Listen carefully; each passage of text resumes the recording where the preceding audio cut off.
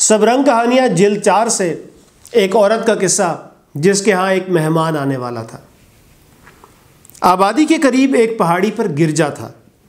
Father Francis सुबह की इबादत के बाद गिरजा से निकल रहे थे और चुंधियाई हुई आंखों से इधर उधर देख रहे थे कि यकायक एक औरत ने उन्हें पुकारा, फादर।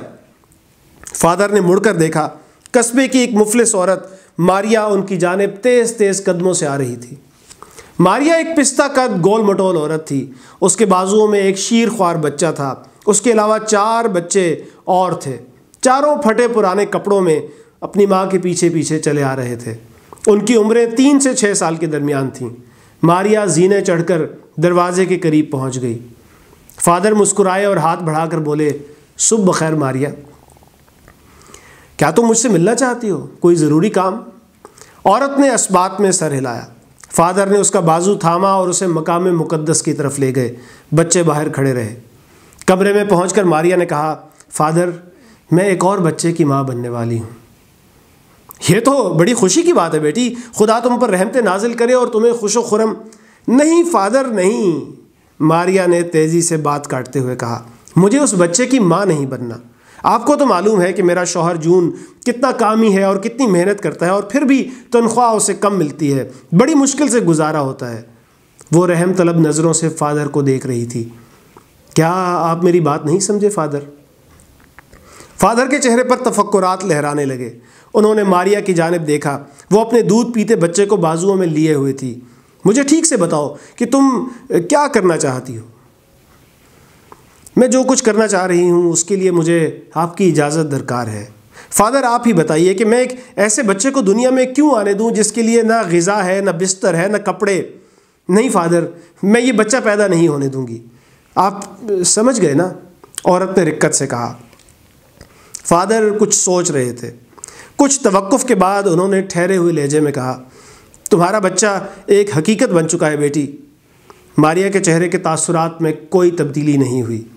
फादर बोले, तुम्हारा बच्चा अभी पैदा नहीं हुआ मगर उसमें रूह है, ऐसी ही रूह जैसे तुम्हारे इस नन्हे बच्चे में है।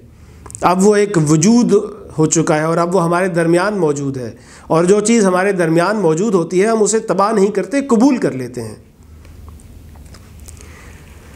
मारिया भूख से बिलखते बच्चों और फादर की दुआओं के साथ गिरजा से रुखसत हुई। थोड़ी देर बाद मारिया डॉक्टर मार्कोस के क्लिनिक पहुंच गई।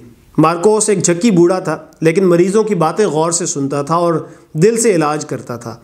मारिया ने उससे कहा, डॉक्टर, मुझे आपकी मदद की ज़रूरत है। डॉक्टर कमरे में खड़े हुए बच्चों को घूर रहा था। मारिया ने अपने आने का मकसद बयान कर दिया। डॉक्टर सोच में पड़ गया। चंद लम्हों बाद उसके होंठों में जुम्बिश हुई। हाँ, वाकई ये तुम्हारे लिए बहुत बड़ा मसला है। वो बच्चों की तरफ बढ़ा। बच्चे सहमी हुई नज़रों से उसे देख रहे थे। डॉक्टर रुक गया और थोड़ी खुजाने लगा। फिर आहिस्ता आहिस्ता दवाओं के कैबिन की तरफ चला गया। चंद सेकंड बाद डॉक्टर इंजेक्शन की सिरिंज लेकर कैबिन से निकला।